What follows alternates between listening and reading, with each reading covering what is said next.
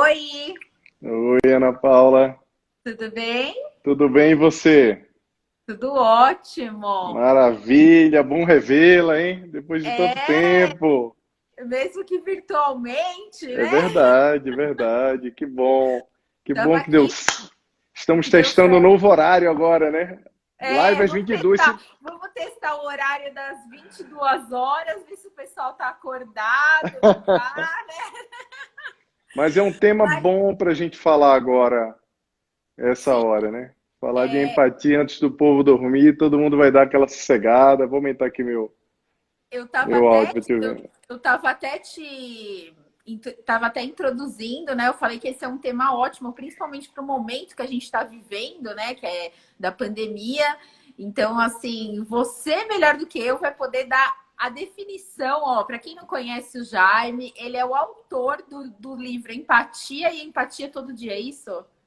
Exatamente. Empatia e empatia todo dia. Dois livros sobre empatia. Então, Maravilha. ninguém conhece melhor desse assunto do que ele, tá? Só para avisar antes dele falar que essa live vai ficar salva aqui e no YouTube para quem não deu tempo de assistir, né? Jaime, muito obrigada por ter aceitado esse convite. E assim, cada vez mais que eu estudo o direito, quando a gente vai estudar direito sistêmico, novas formas de resolver o conflito familiar, as pessoas falam muito da gente ter uma empatia sistêmica, ter empatia. Então, me dá a definição de empatia. Ana Paula, quando a gente fala do ponto de vista geral, não falando do ponto de vista do relacionamento, que é o que a gente vai Tá. falar hoje, a empatia é a capacidade de se colocar no lugar do outro, sentir o que o outro sente e, a partir dessa perspectiva, agir. Porque a gente escuta muitas pessoas falarem em empatia e empatia sem ação. Não, eu sei exatamente como aquela pessoa se sente com aquele problema, eu sou muito empático. Só que a empatia é um verbo, ela demanda uma ação. Ninguém pode ser empático e não fazer nada, mesmo que esse fazer alguma coisa seja ouvir melhor, seja ouvir as pessoas. Porque boa parte da empatia, você como uma advogada que tem uma larga experiência com conciliações, em tratar com família, você sabe que a escuta é, talvez seja a principal habilidade que a pessoa empática precisa ter.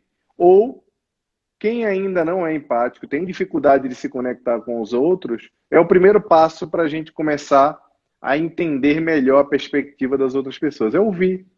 E aí parece ser tão difícil, na verdade é só ouvir. Imagina só, temos dois ouvidos, podemos simplesmente ouvir as pessoas, mas nós temos feito isso muito mal.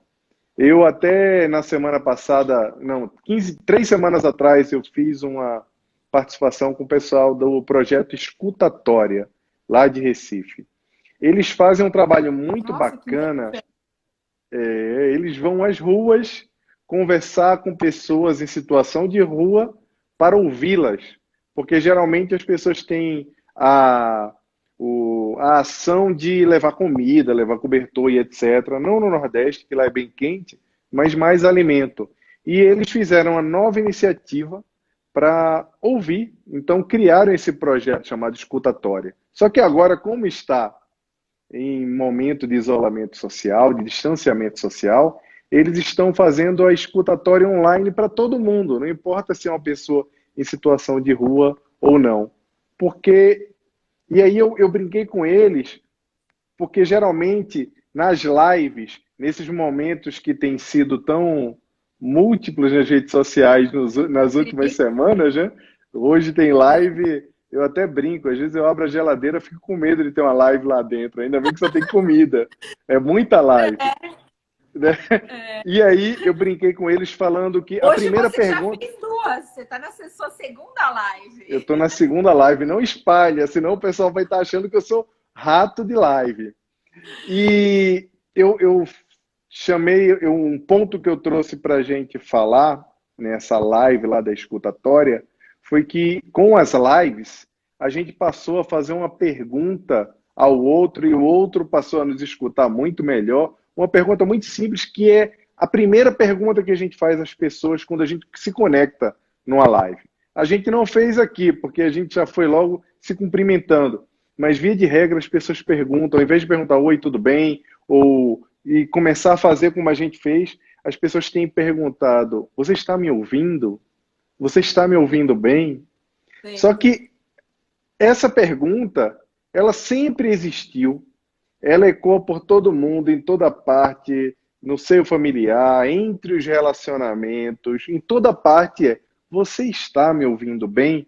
Às vezes a pessoa quer ser ouvida, às vezes a pessoa quer comunicar que não está sendo ouvida e nós não temos a sensibilidade de perceber. Então, a empatia, ela começa pela escuta. E dentro dos relacionamentos e dentro das famílias, esse também é um ponto de partida. É o principal ponto de partida, é a escuta afetuosa. É a escuta de verdade. É difícil e é um exercício, porque a gente até começa a pensar o quanto nós estamos praticando essa escuta e até nos pegamos várias vezes não ouvindo as outras pessoas. Eu me pego o tempo todo não ouvindo. E aí é curioso isso, que você fala, não, Não, mas eu falo, você... tá sendo pra mim essa live também. Não é? Eu falo, cada live que eu faço, eu aprendo muito com vocês. Ah, eu aprendo o tempo todo também com vocês. O tempo todo.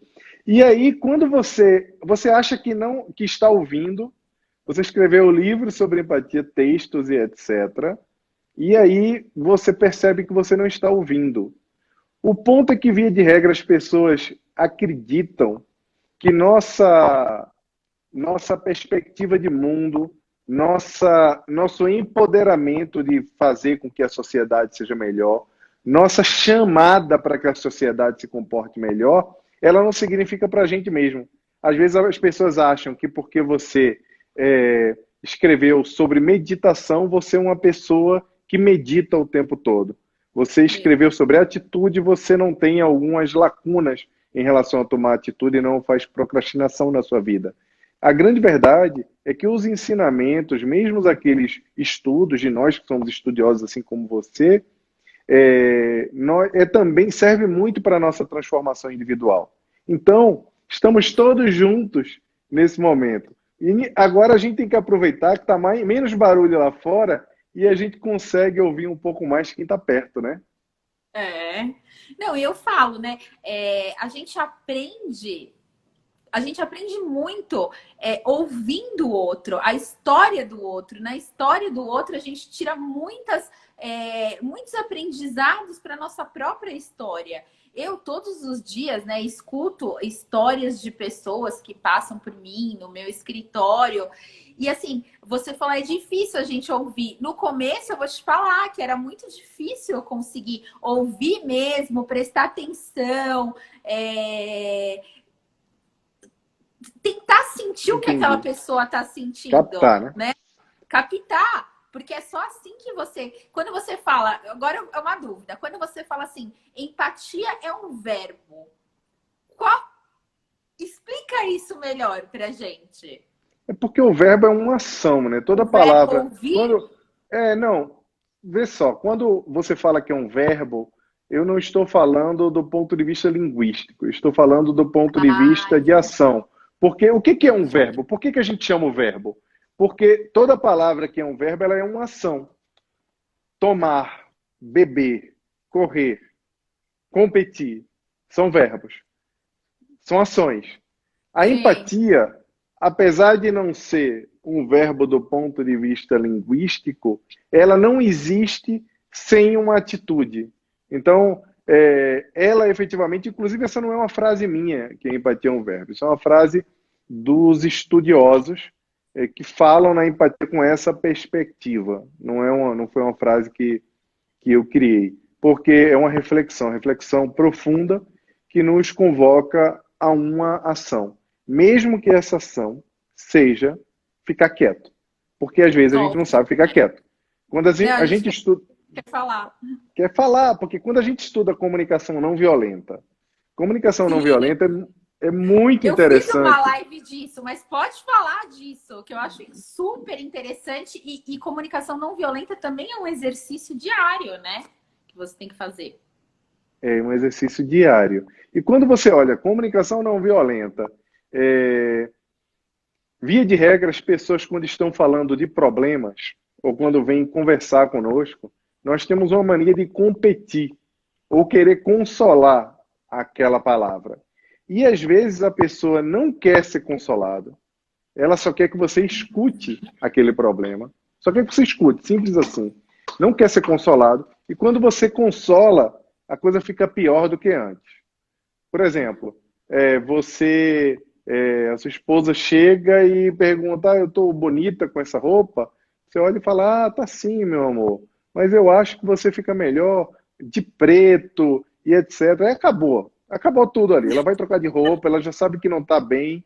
E na verdade, se você dissesse está linda só ou não falasse nada, ou sei lá, expressasse de alguma forma que aquilo ali está bem, porque às vezes você só quer opinar, e em algumas situações, algumas pessoas entram em é, competição de miséria.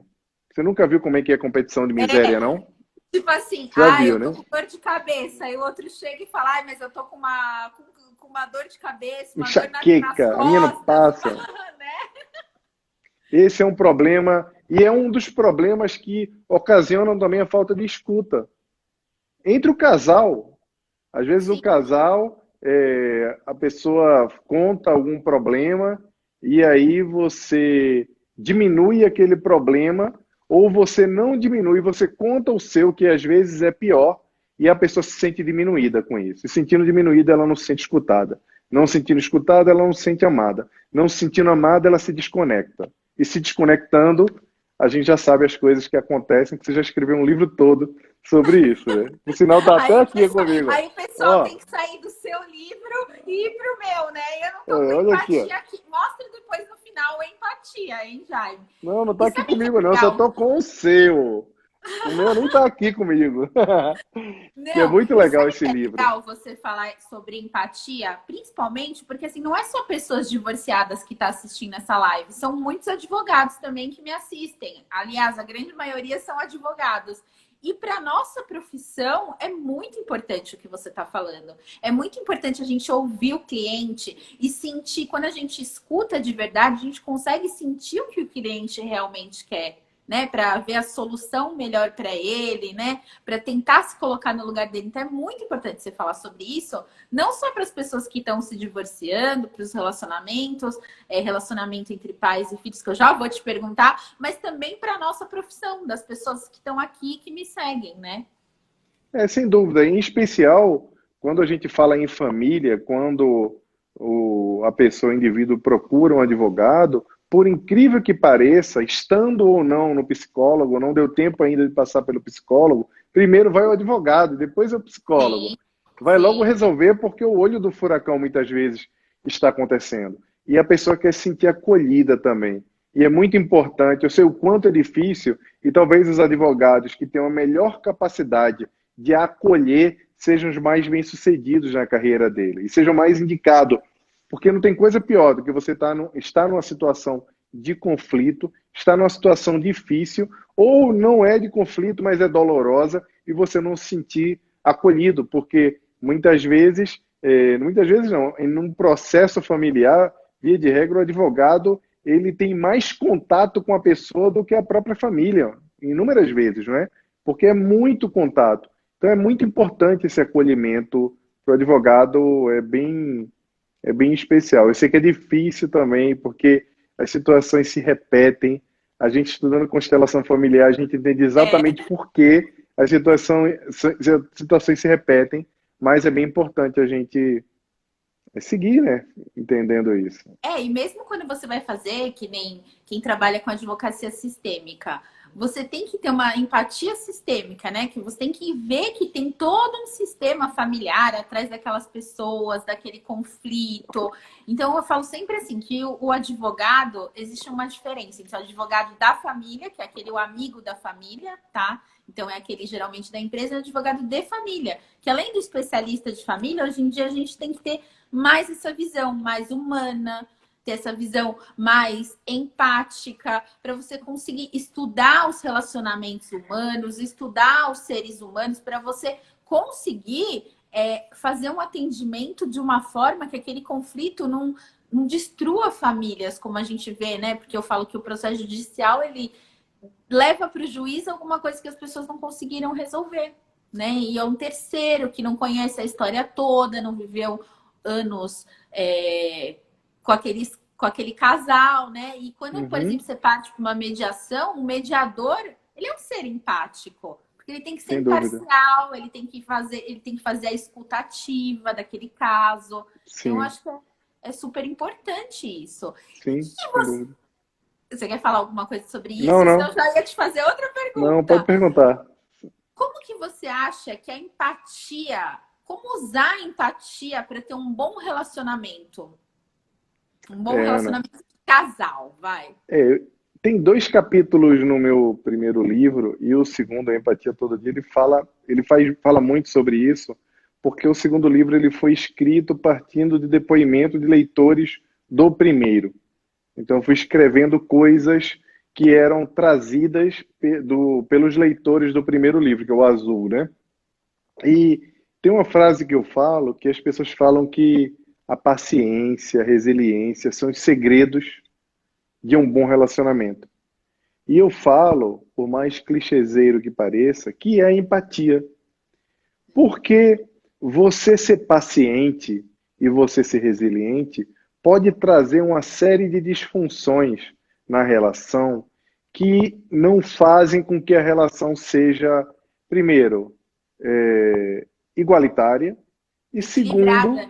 equilibrada, essa é a palavra, né? Igualitária, equilibrada. A primeira coisa não há equilíbrio só na paciência e na resiliência. E o segundo, você pode se submeter a situações, as piores situações possíveis, inclusive se manter numa relação que não funciona mais, ou que nunca funcionou e está pior ainda, porque você se coloca no papel de dizer eu vou ser resiliente o tempo todo. Tem muita gente que me procura e me pergunta, mas Jaime, será que isso não é um karma? Será que eu não tenho que passar, aguentar, né? Ser casado com esse traste a minha vida inteira? Tá bebendo, não me compreende, tá ausente, mas eu fico imaginando que eu tenho uma missão com essa pessoa em educá-la. E aí a gente sabe que as coisas não funcionam dessa forma. Hoje em dia nós já sabemos que em relações onde não há equilíbrio, na verdade não existe uma relação. Teve até uma frase que eu coloquei no Instagram essa semana, na semana passada. Não, suas frases são ótimas. Né? Que eu falei o seguinte: aquela pessoa que diz que ama por 2, no fundo, é uma egoísta. Porque é muito comum você encontrar pessoas, você já deve ter visto isso milhares de vezes, eu amo muito, eu amo tanto ele, eu amo tanto essa mulher que eu amo por mim e por ela, eu amo por mim e por ele. Então, já me basta, o tanto que eu amo, ele não precisa me dar amor, basta ficar aqui em casa, basta ficar na relação, basta se dizer meu parceiro. E aí, no final das contas, a gente já sabe o que acontece. Via de regra, inclusive, segundo a nova constelação familiar, o Bert Helling estudou bastante sobre isso, e ele nos fala que, via de regra, aquela pessoa que está recebendo esse dobro de amor, ela que vai embora. Via de regra, por uma traição. Aí tem uma série de perguntas. Por quê, né? Quem tiver curioso para saber por quê, já pergunta aí no boxezinho de perguntas. Porque ele se sente, aquele que tá dando muito, ele tá cobrador, e o outro se sente endividado, e ele fica mal para ele, é um peso para ele, né, aquilo. Então ele não tem como retribuir ele sabe que ele não pode retribuir tudo aquilo que ele recebeu, então ele sai fora da relação. Ou ele termina, ou muitas vezes é a traição, é uma das causas da traição. Então acaba acontecendo isso. Então o outro chega muitas pessoas no meu escritório e fala: "Nossa, mas eu fiz de tudo por ela". Ou eu paguei a faculdade inteira dela, ela se formou, assim, coisas, Olha, sabe? Assim, que a pessoa estava no papel de pai, entendeu? Não estava no papel de marido, por exemplo. Então, assim, quando a gente vai estudar a constelação, cada um tem seu papel, tem que ter esse equilíbrio de troca. O Bert, quando ele fala de equilíbrio de troca, não é exatamente você dar na mesma proporção. E o equilíbrio de troca é para positivo e negativo. Então, você dá sim, o quanto o outro pode receber também. Às vezes a pessoa sim, não tá preparada para receber todo esse amor que você tem para não dar. tá. Então você tem que dar uma segurada. E assim, ir agindo com sabedoria. Não é fácil, porque às vezes a gente tem pessoas que têm tendência a entrar de um jeito muito mais. Mas você tem que ser empático nessa hora. Você tem que ver o quanto o Exato. outro pode receber, né? Eu acho Por que é incrível que isso. pareça, é falta de empatia. Porque, por Sim, isso que fala que é um egoísta ali, quando eu usei a palavra egoísta, eu quis me referir exatamente à falta de empatia. Porque quando você se coloca no lugar de dar o dobro do amor, o dobro quando eu estou falando eu dou sozinho, eu não recebo. Você não dá tempo, você não dá a oportunidade ao outro de amar também. Você não dá a oportunidade ao outro de retribuir. É o que você falou do equilíbrio.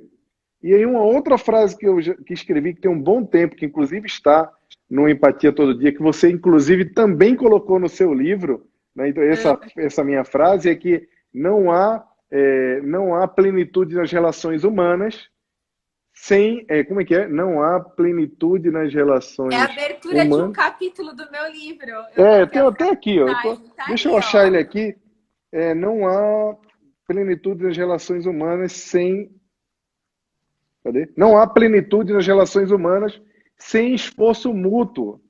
É uma Sim, frase do meu livro que você colocou na abertura do teu coloquei. livro, É, né? Muito obrigado, por sinal, é, agradeço.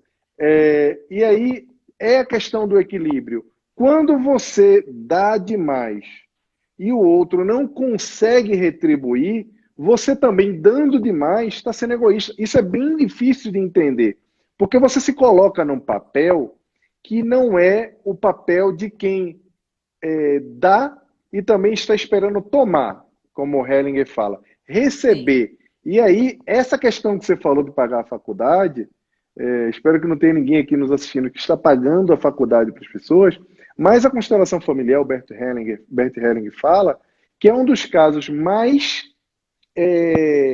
emblemáticos que ele viu em consultório, em constelações, de pessoas que ao fim, depois que se formam, abandonam aquela pessoa que pagou a faculdade. E aí eu tive um amigo que aconteceu isso comigo, ele ficou anos trabalhando muito, trabalhou comigo aqui no interior do Rio, e ele pagou a faculdade até o final. Quando a noiva se formou, terminou o noivado com ele e ainda casou com outro. E ele era revoltado com isso. Não tem Mas o que, como retribuir uma coisa dessa. isso que o Hellinger fala é que não é uma maldade. Obviamente, existe uma, um, um julgamento de gratidão sobre isso tudo, mas a pessoa acha que nunca vai conseguir retribuir aquela situação. Então, quando a gente dá demais, e é dar demais quando eu digo, se coloca na posição que não é de parceiro, é numa posição de pai, de mãe, não dá. E isso acontece muito. As pessoas entram nas relações, o homem entra na relação querendo encontrar a mãe, e aí se comporta como filho na relação. E a mulher entra na relação também querendo encontrar o pai. Isso não quer dizer que ela era muito apegada ao pai. Isso não Sim, quer dizer que o filho era muito apegado à mãe. Isso quer dizer que existe uma disfunção sistêmica na família original que pode ser exatamente a falta de vínculo que ela tinha com o pai. A garota, às vezes, ela não tinha vínculo nenhum sim. com o pai. E aí ela entra na relação e com o rapaz, e aí na relação com o rapaz, todo aquele ódio que ela tinha do pai, ela começa a trazer, que é a transferência ela está replicando o ódio que ela tinha no terceiro para você que não tem nada a ver com isso. Na verdade, só está ali amando. Então tem uma série de coisas que precisam ser entendidas nessa questão do equilíbrio, né? Ele fala também, assim, ele fala filhinha do papai e o filhinho da mamãe, né? Que E essas o filhinho pessoas, da elas têm mamãe. muita dificuldade nos relacionamentos, né? Porque ninguém é bom o suficiente igual o pai e a mãe. Então, assim, o Dom Juan, por exemplo, aquele cara que tem várias mulheres, que é o cara que não tá muito nem aí para nenhuma. Na verdade, ele fica procurando a mãe em todas as mulheres, só que ele não encontra, entendeu? Então as pessoas, elas fazem isso inconscientemente com o intuito de pertencer, com o intuito de pertencer à sua família de origem, né? E o Hellinger, ele fala que os relacionamentos só dão certo quando a gente tem a má consciência, quando a gente tem a boa consciência, que é você repetir os padrões da sua família, fazer coisas iguais da sua família para continuar pertencendo àquele núcleo, faz com que o casal fique de costa e aquele casal não se olhe. E quando há a má consciência que fala assim, ó, gratidão pela minha família, tudo, mas eu vou fazer diferente, que é a má consciência, isso daí que faz os relacionamentos darem certo, né? Então eu acho Sim, assim, quando você faz um atendimento, quando você está ouvindo uma. Por que é tão importante a gente ouvir? Porque a gente consegue entender, por exemplo, nós advogados, você que fala com muitas pessoas, é muito importante a gente ouvir, porque na escuta a gente consegue perceber essas nuances para entender a dinâmica familiar que está acontecendo, né, daquele caso e ajudar da melhor maneira possível, né? Eu sem acho que dúvida. Por isso que a própria a constelação familiar fala que a mulher que acha que é melhor do que a mãe, via de regra, ela não consegue ser feliz no casamento. não. Porque ela acha que ela seria uma mulher melhor para o pai dela, e por causa Sim. disso, às vezes o pai ele tem uma série de distúrbios, mas ela acredita que ela é melhor que a mãe dela, e se a mãe dela fosse como ela, o pai não teria desmancado por uma série de coisas, não teria ido embora, não teria entrado em processo de alcoolismo, não teria se separado, uma série de coisas. E aí, o que que ela faz? Ela, na relação dela, ela traz esse modelo achando que é melhor do que a mãe, e aí projeta a figura do pai, a figura masculina do marido, do parceiro, e aí acontece, ela nunca consegue se conectar efetivamente com o Ela parceiro.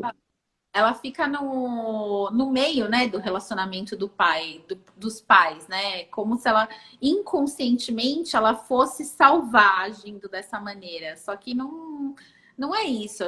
Eu não sei se você já leu o livro Onde Estão as Moedas, do João Garriga. Ele sempre vem dar palestra aqui no Brasil com o Andrei Moreira. É um livro excelente de relacionamentos de pais e filhos. E ele fala, né? Que assim, é uma historinha, ele conta que uma pessoa acorda com as moedas que o pai deu, os pais deram. Então é Uhum. tudo que você recebeu da vida dos seus pais. E essa pessoa ela não olha se a moeda é de ouro, de prata, de latão e nem a quantidade de moedas. Ela fica tão feliz pelo que ela recebeu dos pais, ela vai lá com leveza, acorda feliz, tem gratidão pelos pais, os pais ficam felizes que esse filho tá levando a vida para frente. Aí ele conta que outra pessoa olha as moedas e fala: gente, essa moeda não é de ouro, eu merecia mais, meus pais teriam que ter me dado mais. Aí ele vai lá, pesado, briga com os pais, quer mais, entendeu? E ele vai procurando isso que ele acha que os pais deveriam ter dado a mais para ele, e nos relacionamentos afetivos. Então, assim, ele quer aquele amor que o amor de pai e mãe, os pais nos deram a vida. Não existe coisa maior do que isso, né? Não tem como a gente. É a única relação que o Bert fala que não tem como a gente retribuir. E aí, essa pessoa que fica achando que os pais não deram o suficiente, ela fica procurando nas outras relações. E aí fica um peso para os filhos, fica um peso para o relacionamento, a vida dela não anda, entendeu? Porque ela não é grata. E o Beck sempre fala que a gente tem os pais certos. E mesmo que aconteceram coisas muito ruins com a gente deve tomar os pais como eles são. E o sucesso é a cara da mãe. Então, quem não aceita a mãe, quem não aceita a mãe, não é você brigar com a mãe. é você não aceitar como ela é, você criticar, achar ela inferior, ter vergonha. Isso é não aceitar a mãe. Ele fala que como sucesso é a cara da mãe, muitas pessoas não têm prosperidade justamente por isso. Então, eu acho assim, uma coisa bem interessante. Lê esse livro que é muito legal e assim, é pra gente. Essa relação de pais e filhos é bem esclarecedor. Bacana. O pessoal está perguntando o nome do livro novamente aí. Onde estão as As moedas? moedas. Ele é um autor espanhol, tá, gente? Mas tem traduzido na internet. Ele fala da relação entre pais e filhos. E A como, verdade é que... Jaime, Oi. aproveitando que a gente entrou nesse assunto, como a empatia ajuda nessa relação de pais e filhos? Pois é, geralmente a gente vê os pais muito preocupados com os filhos para desenvolver a empatia nos filhos. E via de regra, a gente vê também que alguns pais eles não conseguem compreender um pouco melhor os desafios intergeracionais, as coisas que estão acontecendo efetivamente. No empatia, no empatia, porque as pessoas empáticas serão os líderes do futuro, eu me dedico bastante a falar em como os pais podem usar algumas atividades para ajudar os filhos a desenvolver a empatia, que eu classifico como uma habilidade do futuro, a habilidade preponderante para as pessoas se tornarem bem-sucedidas em um mundo dominado pela tecnologia. Porque imagina, você agora vai ter, a cada dia a gente vai ter mais contato tecnológico, a cada dia a gente vai ter mais essa interação, que não é interação humana, a interação humana vai continuar existindo, mas a gente vai ter muito mais interações por tecnologia. Eu falo isso no livro, falei isso dois anos atrás. E aí, por conta disso, as pessoas vão se desconectar, vão perder a capacidade, vão perder um pouco a capacidade de se colocar no lugar do outro. No livro, eu trago uma pesquisa que foi feita na Universidade de Michigan, que diz que os jovens de hoje são 40% menos empáticos do que os jovens de 30 anos atrás. E essa mesma pesquisa, ela descobriu que essa mesma turma é 58% mais narcisista. Aí você imagina, menos Nossa, empatia, bastante. mais narcisismo. Isso aí é um absurdo, porque é catastrófica, é bombástica essa ligação. Então, os pais, eles precisam primeiro identificar onde estão as lacunas que fazem com que os filhos estão perdendo essa capacidade de se conectar. E aí eu vou dar um passo atrás e falar da conversa que a gente está batendo agora. Via de regra, essa completa desconexão que acontece em casa é porque existe um problema na ordem. A Sim. gente encontra crianças a cada dia mais, e por mais que a gente se fale nisso, por mais que nós todos tenhamos falado muito nisso, o Rossandro fala muito nisso, a gente vê vários psicólogos, pensadores, estudiosos falando sobre isso, as crianças continuam tendo um protagonismo dentro de casa e invertendo a ordem, que a ordem é muito simples. Quem vem Hierarquia. primeiro é grande, quem vem depois é pequeno. E às vezes o filho tem mais escolaridade e acha que é maior que a mãe. Às vezes o filho entende mais de tecnologia e se coloca numa posição maior do que a mãe, do que o pai. E dentro de casa, quando o rei ou a rainhazinha está dentro de casa, porque via de regra são criados assim, né? Meu príncipe, minha princesa, um monte de roupa de princesa, e a criança acaba acreditando que é princesa mesmo que tem um castelo. E os outros são todos súditos. E aí, o que a gente precisa entender? Que os pais, eles são prioritários dentro da constelação familiar, dentro da casa. Por mais que a gente ame o nosso filho, por mais que a gente saiba que ele saiu da nossa carne, quem está primeiro na ordem é o pai e a mãe, ou a mãe e a mãe, ou o pai e o pai. É quem veio primeiro. Na estrutura familiar, quem veio primeiro tem prioridade. E aí, quando a criança se coloca ou é colocada como epicentro da família, se torna mais importante, tanto desequilibra a vida do casal, ocasionando inclusive várias separações, vários conflitos né, vários conflitos, como também desequilibra o processo de aprendizado das habilidades socioemocionais das crianças.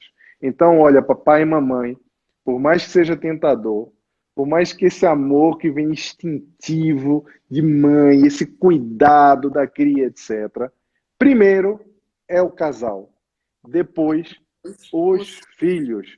Se você não fizer isso, sabe o que vai acontecer? Não é que você está falando isso, você vai ver. Gente, isso é pro bem do filho. Porque Sim, eu faço isso na minha casa. Pro bem do filho. Sim, você conhece, né, minhas filhas? Conheço, adoro elas. É! Nossa! E eu falo, ó, aqui quem manda sou eu, É entendeu? você, Tem é uma isso amiga mesmo. que ela fala, a Luísa, uma grande consteladora, ela fala que a ordem na relação de pais e filhos vem antes do amor. Então a ordem precede o amor. Precisa ter isso. Hoje em dia você não tem uma coisa que o Rossandro falou até numa palestra dele, que muitas fica perguntando, mas ele conta uma história ele estava num carro e o cara queria os filhos reclamando de uma viagem, não sei o quê. É uma típica história de filhos que não estão no papel de filhos, que estão nos cobradores dos pais, entendeu? Então, Ingrato. assim, os filhos que querem mandar nos pais, a gente vê isso muito por exemplo, quando a gente faz um planejamento sucessório e assim, tem pais que querem doar todo o patrimônio para os filhos, por exemplo, saiu da ordem, entendeu? Você pode fazer um testamento, fazer isso, mas assim, os pais têm que ter prioridade. Os pais estão acima de tudo. É os pais que decidem o canal da televisão, é os pais que decidem o que vai ter de comida, não é? É os pais que Ana Paula, decidem tudo. eu queria até Pode falar. falar um pouco melhor sobre isso contigo, porque quando a gente fala nessa questão da ordem e de que os pais decidem, via de regra as pessoas podem entender como um autoritarismo familiar. Não. E é autoridade, mas não é autoritarismo. Eu vou explicar uma frase que você falou aí que é perfeita, é que a ordem precede o amor. Por que a ordem precede o amor? Porque o pai é autoritário, ele quer dizer que ele manda, ele não quer perder o comando da casa. Não é sobre isso, pessoal. A Não é? ordem precede o amor é porque é a ordem que mantém o equilíbrio da família. E se você inverte o equilíbrio e o seu filho passa a ser maior do que o marido, o seu filho passa a ser maior do que você dentro de casa, a sua filha, o que vai acontecer? Além de o filho crescer mimado, ter uma baixa resistência à frustração, criar uma série de problemas, inclusive, como eu falei, pode criar um problema entre o casal, ele vai replicar esse comportamento para frente, ele vai levar isso para frente e isso vai criar todo um desequilíbrio na estrutura familiar. Quer ver um exemplo prático? Filhos que não querem visitar avós. Filhos, não quero, é chato, não Sim. quero conversar com ela. Gente, é preciso honrar quem veio antes de nós. Primeira coisa, honrar porque a vida não se paga. Não há nada que você possa fazer que você vá pagar com qualquer favor, com qualquer dinheiro, com qualquer amor, com todo amor do mundo, você jamais vai equilibrar o dar e receber que você tem dos seus pais. Pai e mãe. Você Jamais. jamais vai equilibrar. Você não consegue equilibrar essa E nem, conta. e nem Nunca. precisa ficar tentando equilibrar, senão você entra em desequilíbrio, Porque né? nunca vai encontrar. Mas você precisa ter a obrigação de ser grato e de entender. Sim. Por quê? Como Sim. quem veio antes é maior, a maior forma de você ter gratidão é você entendendo que você, como quem veio depois, como filho, você tem que deixar e honrar o lugar do maior que é o seu pai e sua mãe. E você precisa ensinar isso ao seu filho.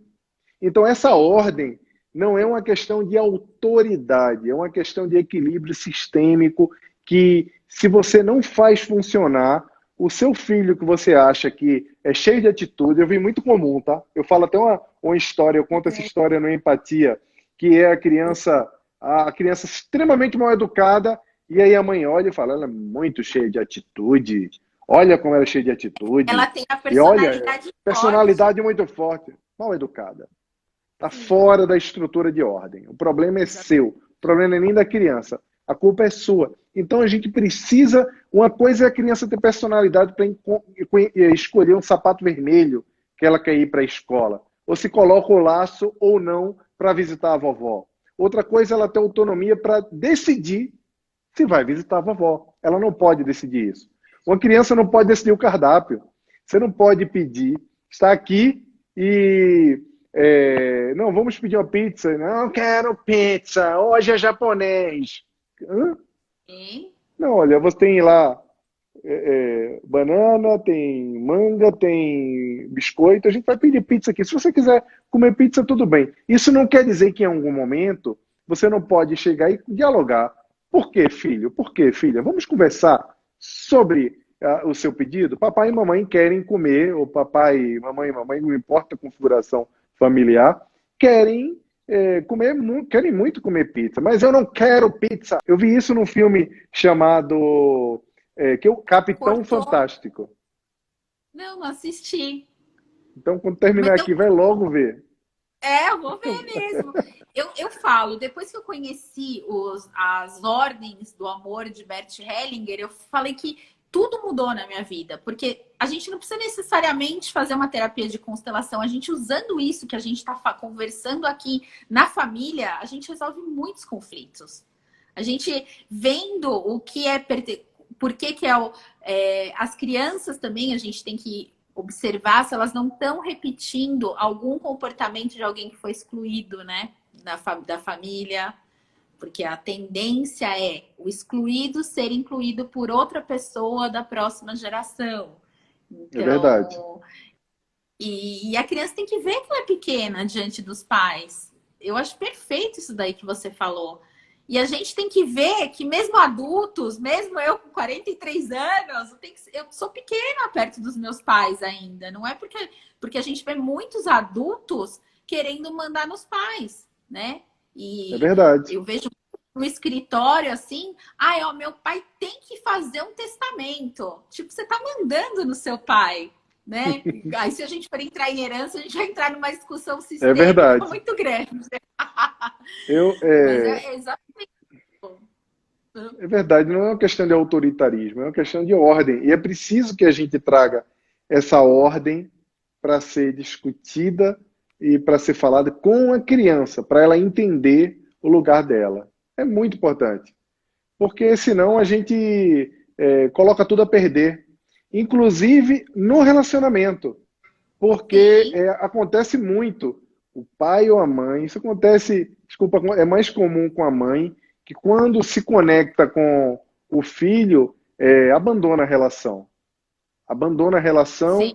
e aí quando percebe, tá bem difícil já para retomar aquele tipo de conexão. É preciso ter muita cautela com isso, né? Outra coisa de ordem que é importante a gente falar nos relacionamentos é assim, a gente vive uma monogamia sequencial, né? Então a gente tem muitas famílias reconstituídas. Então, assim, pessoas que já foram casadas, separaram e se casaram com outras pessoas e Sim, trazem muitas vezes filhos de relacionamento. Se você está num novo relacionamento e você não honra e respeita aquele relacionamento anterior, o Bert até fala que a gente nem fala ex, a gente fala primeiro, segundo, e terceira, primeiro segunda, terceira. A tendência é o relacionamento atual não dar certo. Aquelas pessoas que querem substituir aquele que, não deu certo, então, esqueço ele da minha vida, não falo mais dele, não... Gente, as relações só acabam por culpa de 50% por uma porcentagem de cada um, por culpa sim, dos dois, autorresponsabilidade. Então, quando você não segue essa ordem de honrar os relacionamentos que vieram antes, dificilmente o seu relacionamento atual vai dar certo. Assim como quando você quer se colocar acima de um filho de um relacionamento anterior, né? É importante saber que você só tem esse relacionamento agora porque outro não deu certo, né? Eu acho também, quando a gente fala de ordem, é uma coisa bem importante, principalmente no momento que a gente vive, que as pessoas têm muitas famílias reconstituídas, né?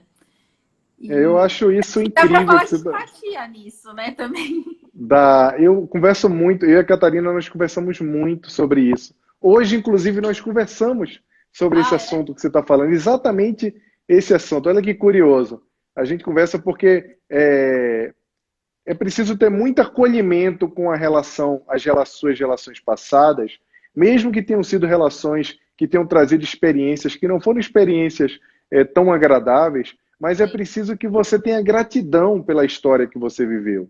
Porque por meio daquela história, como você falou, que você se tornou a pessoa que você é, por meio das histórias, honrar aquele lugar lá do passado, que você fala, olha, tá bom, eu aprendi muito, eu vivenciei algumas experiências que me ajudaram a construir efetivamente quem eu sou, então eu acolho, a gente conversa exatamente dessa forma, eu acolho o meu passado, eu não desejo mal, eu desejo bem, e eu agradeço muito pela história que me fez chegar até aqui. Não é fácil no início, não é. não é fácil, você Mas é sabe muito bem libertador. disso, mas é libertador.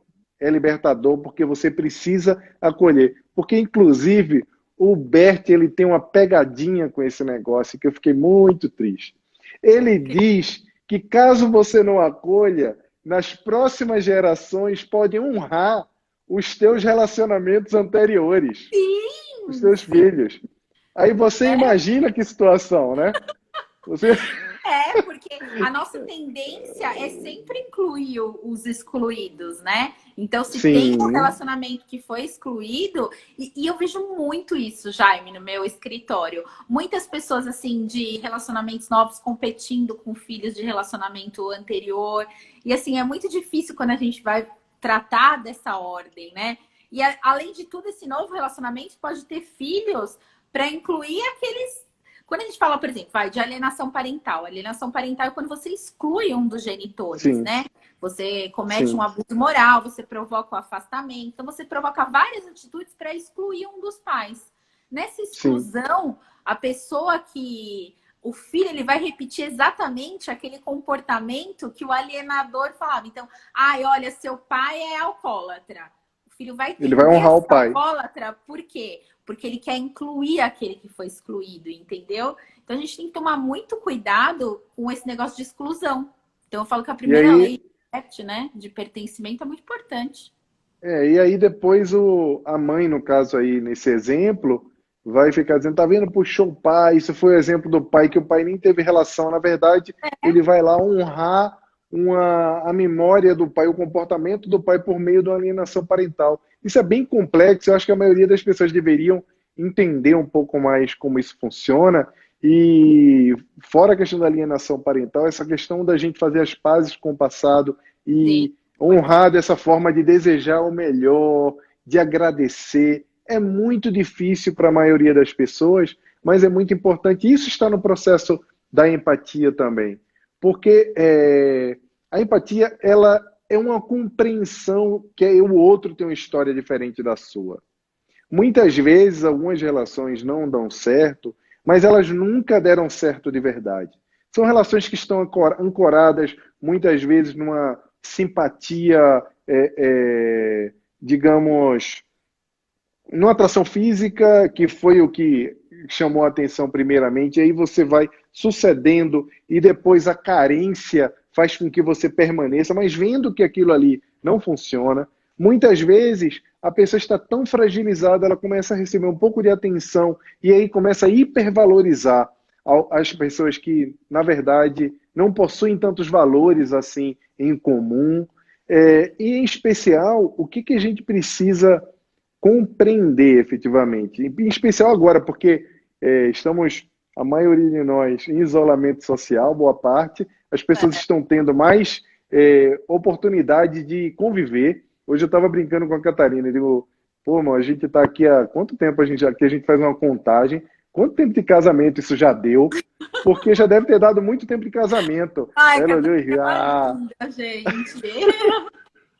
então Linda, deve ter dado literalmente, em todos os literalmente sentidos. linda, né? É verdade, é um espírito diferenciado, digamos. Toda vez que alguém fala que ela é linda, é exatamente quando você fala assim que é diferenciada realmente ela. E a gente estava falando quanto tempo deu esse casamento. Deve ter dado muito tempo, porque é um bota a mesa, tira a mesa, fica e vai lá, se vê e tal, e etc. E treina junto. Isso aqui tem gente que passa 6 anos casado e não tem esse tipo de convivência. E aí o Rossandro, no início lá da pandemia, o Rossandro falou, ó, Jaime, quem é bem casado, e quando fala bem casado, eu sou bem casado, não é aquela evocar aquela narrativa daquela família hipócrita, não é bem casado, é quem está bem com o seu núcleo familiar, vai potencializar muito mais isso. E as pessoas que já têm algum problema vão afundar profundamente. Você até postou um negócio da China, não foi? Então, Dos divórcios China, que começou na China e está aqui. teve cidade que aumentou 40% e na Rússia chegou a ser proibido se divorciar. Por quê? Porque a gente não tem mais os anestésicos, né? No isolamento social que a gente tinha. A gente não tem mais a rotina. Então, muitas pessoas estavam num relacionamento, mas saíam para trabalhar, ia para o futebol, ia para o shopping, ficava na correria dos filhos, ou até tinham relacionamentos extraconjugais. Você fala isso no livro, né? Você fala, inclusive, isso no livro, no seu livro. Com o isolamento social, com o distanciamento social, as pessoas passaram a não ter mais essas distrações, esses anestésicos. Então, elas foram obrigadas a encarar as relações. E, assim, no começo da pandemia, eu recebi muita consulta de gente, assim, em crise, sabe mesmo? Em crise que não sabia o que fazia, porque percebeu que o relacionamento não era... Eu falei, gente, primeira coisa, leia meu livro, que você pode salvar o seu casamento. Meu livro chama Divorciei Agora, mas eu falei que, o título, ele não diz o que tem o livro, porque você pode estar casado e salvar o seu casamento, porque eu falo muito disso, né? Vamos fazer uma campanha, inclusive, para fazer o relançamento dele. Eu já falei para o Luiz. Eu tenho umas coisas muito interessantes. Isso que você falou agora é um livro muito bem escrito, é um livro que ele traz uma visão sistêmica mesmo da família, das relações. Além de ser orientativo, ele fala, tem várias dicas, inclusive, essa questão da fuga. É um livro que ele fala dessa questão da fuga, que você intensifica mais o trabalho quando você está afastado do seu parceiro para poder... São as fugas, né? É um livro muito profundo. Eu gosto muito do seu livro. Gosto bastante. E eu gosto do seu. Gente, que bom.